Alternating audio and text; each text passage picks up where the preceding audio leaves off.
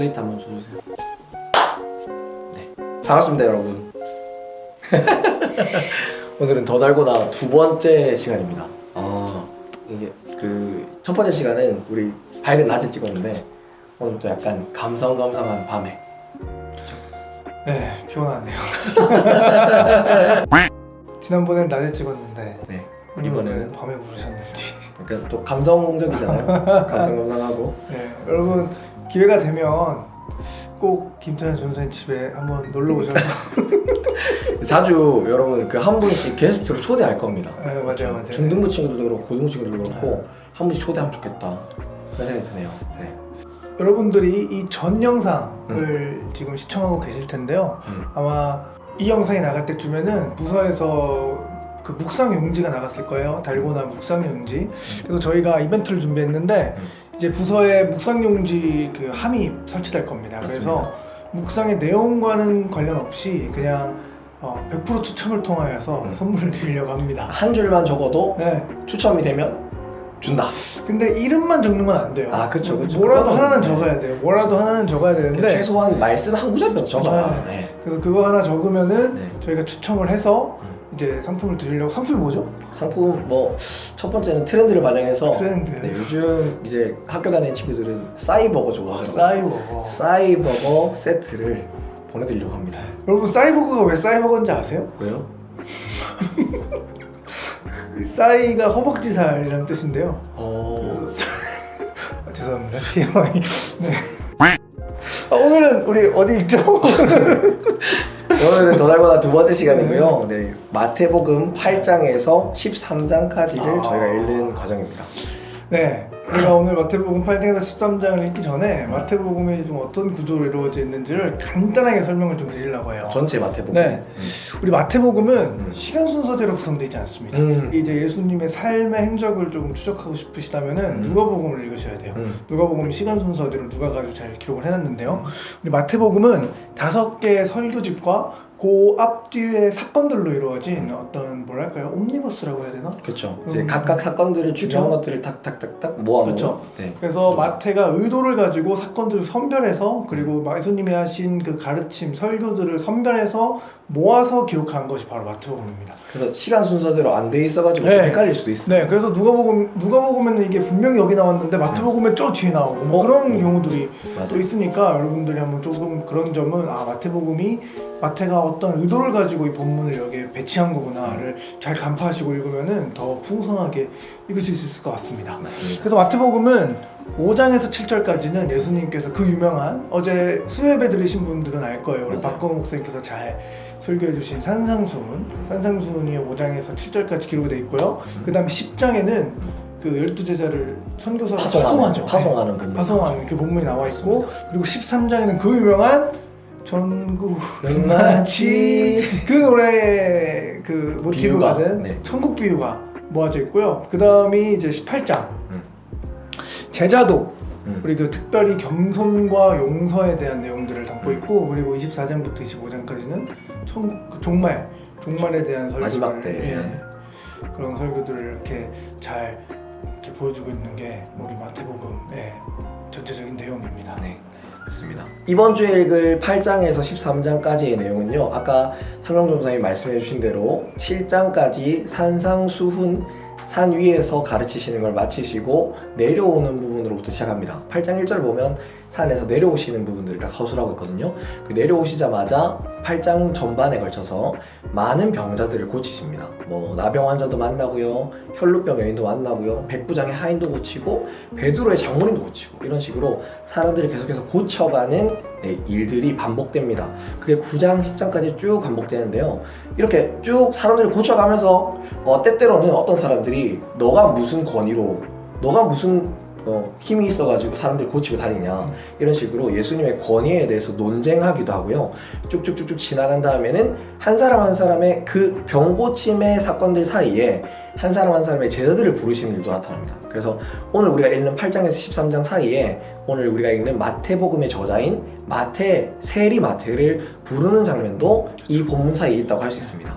그리고 아까 상명조사님 말씀해 주셨듯이 쭉쭉쭉 지나간 다음에 제자들을 이제 파송해서 병 고치는 일들이 일어나기도 하고 복음을 전하는 일들이 막 전파되기도 하고요. 그 다음에 제일 마지막에 13장에 이르러서는 아까 얘기했던 중요한 천국에 대해서 예수님께서 여러 가지 비유들로 풀어주신 것들이 나옵니다. 그래서 우리가 잘 알다시피 4가지 밭에 뿌려진 씨, 그리고 혹은 가라지, 알곡, 그리고 누룩, 이런 거에 대한 이런 것들로 천국을 설명하는 내용들이 나오고요. 더 나아가서 천국은 마치 그 밭에 감추인 보화, 이런 식으로 그 천국의 어떤 것인지를 예수님이 여러 방면에 비유로 설명해 준 부분들이 나오는 겁니다. 근데 전사님, 근데 우리 친구들이 궁금할 수도 있을 것 같아요. 왜 그냥 설명해 주시면 되는데 이 예수님이 비유를 가지고 굳이 설명하냐, 이런 거에 대해서 궁금해하는 친구들이 있을 것 같아요. 그렇죠. 사실 저희 신학생들도 그게 참 불만입니다. 도대체 그냥 얘기하면 될 것 같고, 얘기하면 될 거를 맞아요. 이렇게 어려운 비유로 말씀하실까. 맞아요. 근데 마태복음 곳곳을 보면요, 예수님께서 왜 비유로 말씀하시냐면 그런 말씀을 하십니다. 귀 있는 자들은 들어라. 맞아요. 귀 있는 자들은 들어라고 하는 말씀이 알아들을 놈들은 알아들어라. 그렇죠. 그리고 여러분 더 중요한 게 뭐냐면요, 사실 요 마태복음의 비유가 예수님이 계시던 그 시대에 풀리지 않고 바울이 그걸 좀 더 잘 설명해주는 그런 이 흐름이 있다는 거예요, 성경에. 무슨 말인지 이해가 되세요? 그러니까 이게 이 바울의 여러 서신서가 이 사복음서의 주석 역할을 또 하기도 한다는 겁니다. 그러니까 말 그대로 마태복음에서 예수님이 설명하셨던 그걸 완전히 이해 못했는데, 그렇죠. 후에 바울이 그쵸. 그것은 사실 이런 내용이었다라고 딱딱딱 그쵸, 풀어서 그쵸. 설명하는 부분들이 있다는 겁니다. 그렇죠. 그런 것도 있고, 네. 그리고 이 비유 중에 또 대부분은 아마 그 당시 사람들은 알아듣기 아마 쉬운 비유였을 거예요. 사실 우리가 그 당시의 문화와 어떤 그런 것들을 잘 모르기 때문에 못 알아듣는 것도 있고, 그렇죠. 그리고 실제로 예수님이 감추기 위해서 비유로 사용하신 것도 있습니다. 네, 이런 식으로 이제 예수님이 비유를 통해서 그 시대의 흐름을 따라서 설명하시기도 하고, 또 후에 더 풍성한 것들을 설명해 줄 수 있게끔 한 역할들을 한다고 할 수 있습니다. 네, 그러면 전사님, 이제 우리 마지막으로 마태복음 이 8장 13장을 먼저 읽으시면서 좀 와닿았던 부분들을 좀 나누고 또 이제 자유롭게 읽을 수 있게끔 해드리면 좋겠는데요. 어떤 부분이? 저는 사실 마태복음에서 제일 좋아하는 부분이 마태복음 8장에 나와 있습니다. 바로 8장이 맞죠? 제가 확인을 해봐야 될 것 같아요. 네, 8장이 맞습니다. 네네. 8장에 보면은 그 나병 환자, 한센병 환자 이렇게 예수님께 나오는데, 저는 참 이 본문이 예수님이 어떤 성품을 가지고 있는지를 잘 보여주는 것 같아요. 이 나병 환자가 예수님한테 나와서 이렇게 얘기합니다. 예수님, 혹시 원하시면은 저를 고쳐주세요. 원하시면. 이 나병 환자라는 이 병자들은요, 이스라엘 사람들과 같이 살지 못합니다. 그 이스라엘 이세님 시대에도요, 나병 환자 촌이 지금도 있죠. 그래서 거기서 소외돼서 사랑하는 가족들도 보지 못한 채로 이렇게 살아가야 되고, 그리고 뼈와 살이 썩어 들어가는 병이기 때문에 이동하기도 사실 쉽지 않습니다.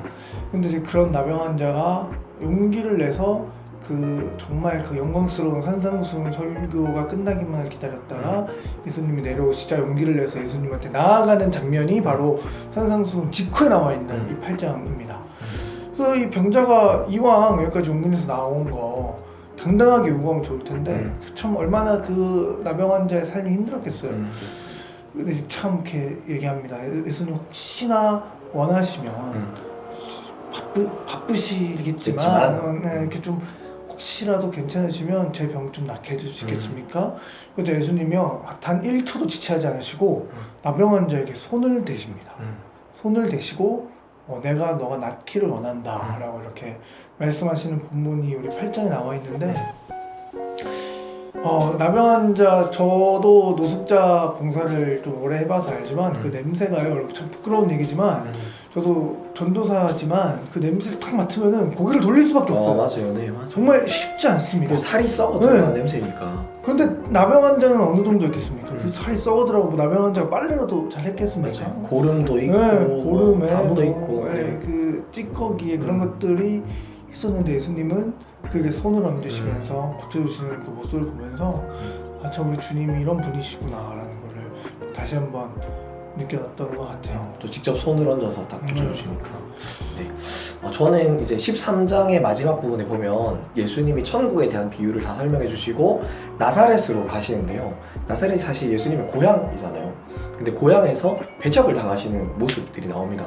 저는 그걸 보면서 어떤 생각이 들었냐면 이게 우리의 모습일 수도 있겠다.